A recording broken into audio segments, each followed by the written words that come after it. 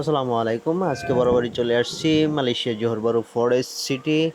একটা দেখার মতো একটা জায়গা আপনারা দেখতে পারেন। দেখতেছেন নবাবের মতো হাঁটতেছি, চলতেছি, ঘুরতেছি।